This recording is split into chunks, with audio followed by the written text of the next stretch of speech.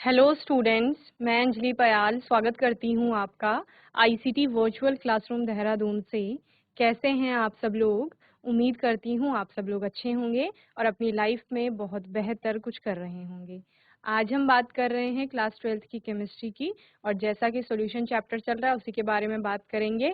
Last session में Raoult's law को पढ़ने के बाद, आइडल नॉन आइडल सॉल्यूशंस को पढ़ने के बाद आज के सेशन में कॉलिगेटिव प्रॉपर्टीज पर बात करेंगे, यानी अणुसंख्यक गुण जिन्हें कहा जाता है वो क्या होते हैं किसी भी विलयन के लिए, तो उसको पढ़ते हैं। तो आइए चलते हैं स्मार्ट बोर्ड की। तो बच्चों, सॉल्यूशन चैप्टर चल रहा है आपका, यानी विलयन, जिसमें आपने बहुत सारी चीजें पढ़ ली हैं पहले। कॉलिगेटिव प्रॉपर्टीज, जिनको अणुसंख्यक गुण भी कहा जाता है, आपका अणुसंख्यक गुणधर्म कहा जाता है। The properties of solutions which depends on number of solute particle are called colligative properties. Okay, आपने क्या पढ़ा था लास्ट, जब राउल्ट का लॉ मैंने जो दूसरा आपको बताया था, जो एक वाष्पशील विलायक तथा एक अवाष्पशील विलेय के लिए बन रहा था, ठीक है। तो वहां पर आपने क्या कहा था कि विलायक का शुद्ध अवस्था में जो वाष्प दाब होता है वो विलयन के वाष्प दाब से अधिक होता है, यानी विलयन का वाष्प दाब आपका कम आता है।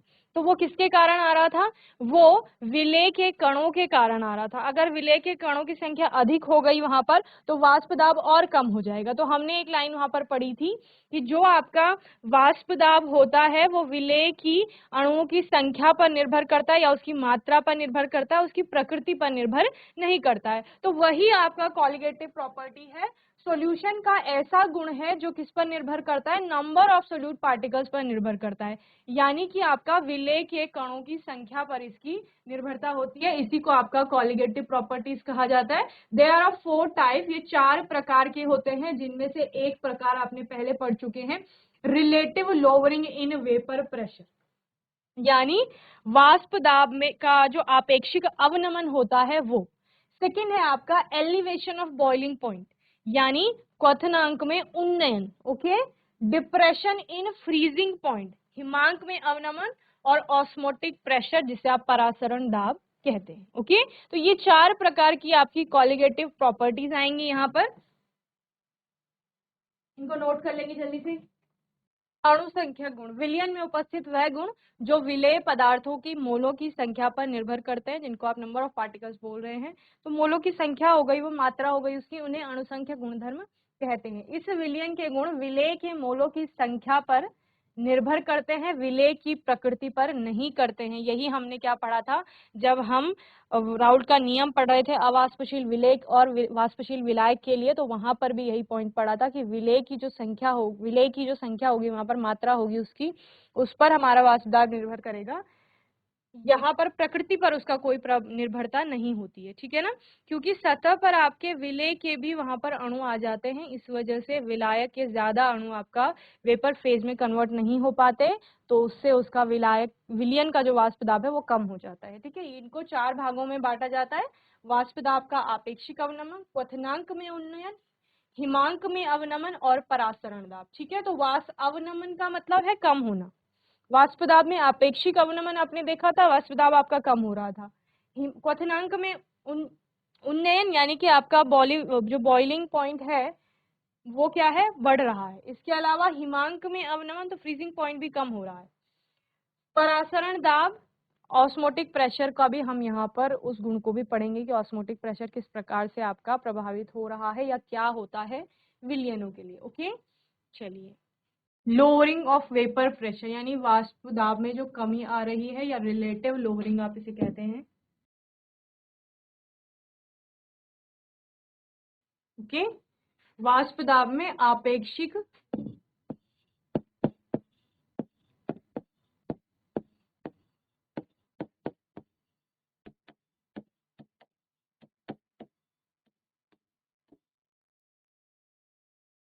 अवनमन। Okay, in a pure solvent, the entire surface is occupied by the molecule of the solvent. If a non-volatile solute is added to the solvent, the surface now has both solute and solvent molecules. क्या कहा गया है? जब आप सिर्फ solvent की बात कर रहे हो, प्योर solvent की बात कर रहे हो, यानी शुद्ध पदार्थ की बात कर रहे हो, तो उस टाइम जो पूरा शुद्ध पदार्थ आपने लिया है, उसकी सरफेस पे, सतह पर सिर्फ आपके शुद्ध पदार्थ के ही मॉलिक्यूल्स होंगे। If a non volatile solute is added to the solvent, अगर विलायक में आप एक अवाष्पशील विलय को मिला देते हैं तो the surface now has both solute and solvent molecules, तो अब आपकी सरफेस पे विलायक के अतिरिक्त उस विलय के मॉलिक्यूल्स भी आ जाएंगे, ठीक है ना। Thereby fraction of the surface covered by solvent molecules get reduced, इससे क्या होगा, जितना सॉल्वेंट ने पहले पूरी, जब वो शुद्ध अवस्था में था उसने जितनी सरफेस कवर की थी, जब उसमें एक अवाष्पशील विलय आ गया है तो वहां पर कुछ स्थान अब विलय के द्वारा ग्रहण कर लिया गया है और अब विलायक को जगह कम मिल रही है, ठीक है।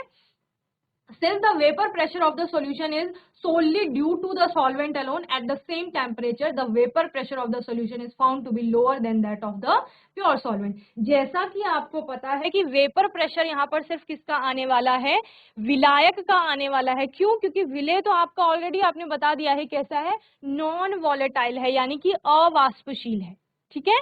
तो फिर जो आपका वाष्प दाब बनेगा वो किसके कारण बनेगा, सॉल्वेंट के कारण बनेगा। अब क्या हुआ आपका, ये तो आपका प्योर सॉल्वेंट हो गया एक, अब यहां पर क्या है, सोल्यूट प्लस सॉल्वेंट है, ये ब्लू कलर के आपके सारे सॉल्वेंट के पार्टिकल्स हैं सपोज, ठीक है। फिर आपने क्या किया, यहाँ पर सॉल्वेंट के पार्टिकल्स है, इस सतह पर पूरे आपको किसके दिख रहे हैं, जो आपका सॉल्वेंट है विलायक के हैं उसके ही मॉलिक्यूल दिख रहे हैं, और कितनी ज्यादा संख्या में, ये देखो जो ये वेपर फेज में कन्वर्ट हो रहे हैं इनकी संख्या कितनी ज्यादा है, वाष्प दाब यानी यहाँ पर ज्यादा है। तो P1 हमने माना था, P1 नॉट प्योर स्टेट में सॉल्वेंट का वाष्प दाब, ठीक है। इसके बाद जब हमने विलियन बनाया, ये क्या है आपका, ये सॉल्यूशन है जिसमें आपके अब दो प्रकार के कण आ गए, एक ब्लू कलर का दिख रहा है, दूसरा ऑरेंज कलर का दिख रहा है आपको। तो इस सतह पर आप देखिए, अब ब्लू की संख्या जो है यानी विलायक के अणुओं की संख्या जो है वो थोड़ा कम हो गई है। क्यों? क्योंकि कुछ कुछ स्थान इन विलय के कणों द्वारा भी घेर लिया गया है। ओके, तो अब ये वाली संख्या देखिए, विलायक जो वाष्पशील, जो वाष्प में परिवर्तित हो रहा है, वाष्प अवस्था में आपका जा रहा है, उसकी संख्या कम है, अणुओं की संख्या कम हो गई, तो इसके कारण अब आपका वाष्प दाब जो बनेगा वो कम होगा। समझ रहे हैं? किसकी तुलना में, P1 नॉट की तुलना में। तो ये यहाँ पर जो वाष्प दाब बन रहा है वो आपका P1 माना था आपने, तो आपने क्या बोला, P1 naught is greater than P1। Okay, यानी जितना आपने वहां पर सोल्यूट की संख्या अगर आप बढ़ा रहे हो, यहाँ पर कुछ और सोल्यूट आपने डाल दिया, जितना आपने डाला इसके अलावा और डाल दिया आपने, ये विलय डाल दिया वाष्पशील, तो अब जो ये वेपर फेज में कन्वर्जन हो रहा है ये और कम हो जाएगा। समझ रहे हैं? तो इसलिए मात्रा पर निर्भर कर रहा है, प्रकृति पर निर्भरता नहीं है। ओके, चलिए, if P1 naught is the vapour pressure of pure solvent and, यहां हम ले लेते हैं P1 नॉट शुद्ध विलायक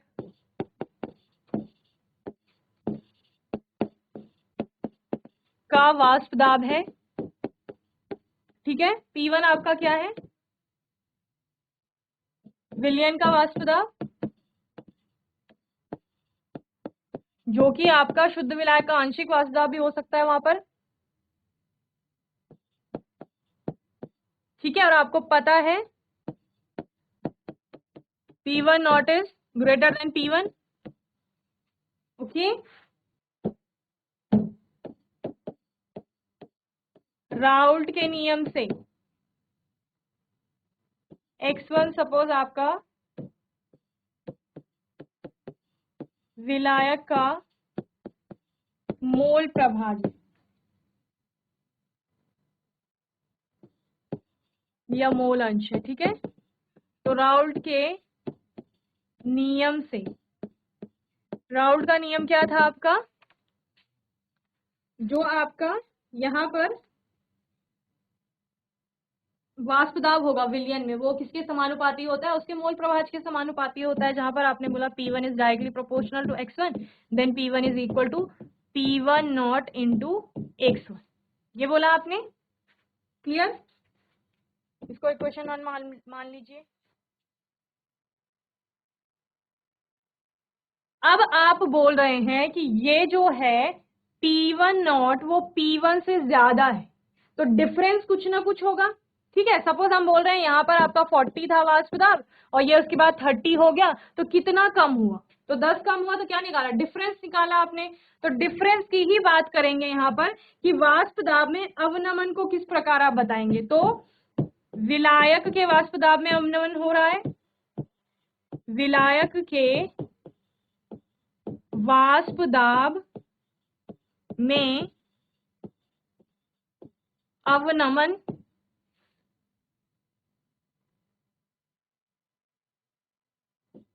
को इस प्रकार व्यक्त किया जाता है,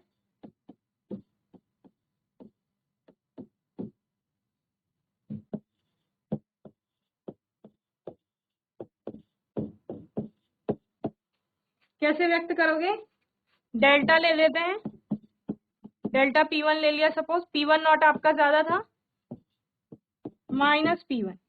okay, now this is equation 2। अब क्या करेंगे, इक्वेशन 1 में आपको P1 की वैल्यू दी गई है, इक्वेशन 2 में आपका P1 है, ये P1 है ना, और यहाँ पर आपको P1 की वैल्यू दी गई है। तो P1 की वैल्यू को आप इक्वेशन 2 में रख देंगे।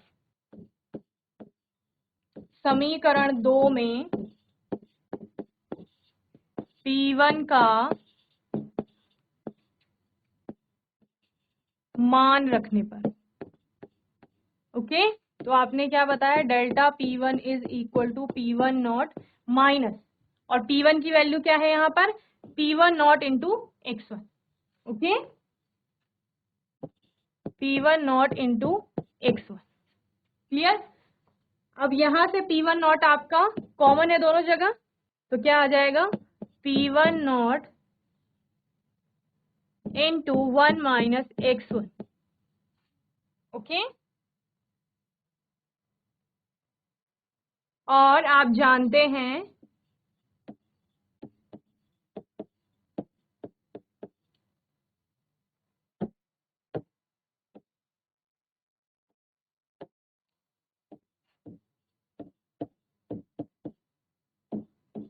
x2 इक्वल्स टू क्या होगा, 1 माइनस x1 होगा।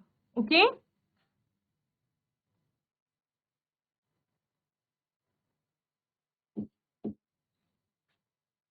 समझ रहे हैं ना, मोल प्रभाजों का योग आपका 1 होता है, x1 प्लस x2 आपका 1 होता है, तो आपने x1 को उधर कर दिया है और x2 is equal to 1 minus x1 हो गया। तो ये यहाँ पर क्या हो जाएगा, इक्वेशन में वैल्यू रख लेंगे, P1 naught into x2, 1 minus x1 की जगह आपने क्या लिख दिया, x2 लिख दिया। तो ये आपका आ गया डेल्टा P1 की वैल्यू। क्लियर, यानी जितना आपेक्षिक अवनमन हो रहा है वो डायरेक्टली, जो आपका अवनमन आ रहा है डेल्टा P1 आ रहा है, वो किससे संबंधित हो सकता है, x2। और x2 क्या है, x2 विलेय के मोल प्रभाजों की संख्या है।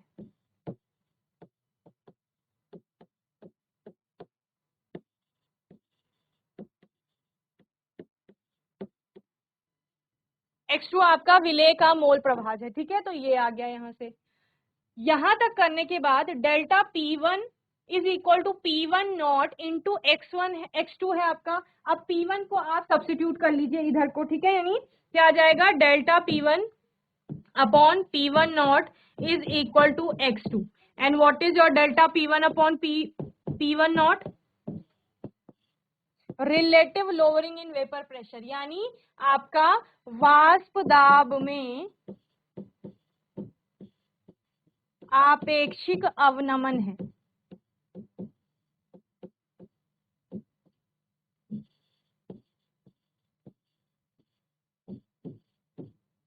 ठीक है, जिसको आप डेल्टा P1 की जगह फिर से क्या लिख सकते हो, P1 naught minus P1। Okay, so P1 naught minus P1 upon P1 naught is equal to x2। Okay, x2 की वैल्यू आपको पता है, विलेय का मोल प्रभाज क्या होगा, विलेय के मोलों की संख्या बटे विलयन के मोलों की संख्या, यही होगा। तो क्या हो जाएगा, P1 naught minus P1 upon P1 naught is equal to N2 upon N1 plus N2। Okay, and हमने कहा था यदि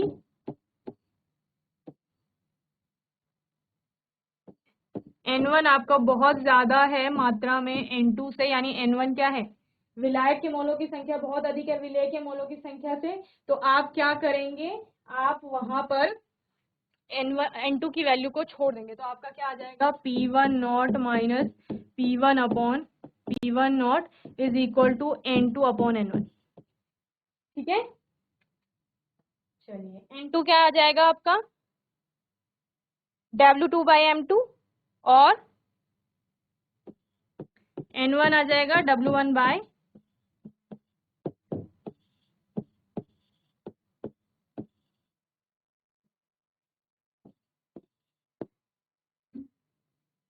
ये हो जाएगा, जहां W1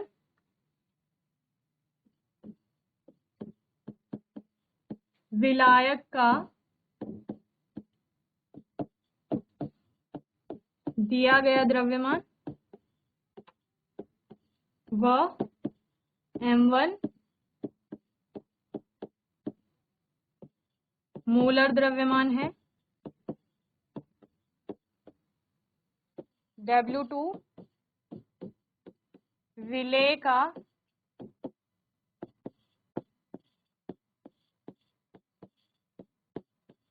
दिया गया द्रव्यमान व M2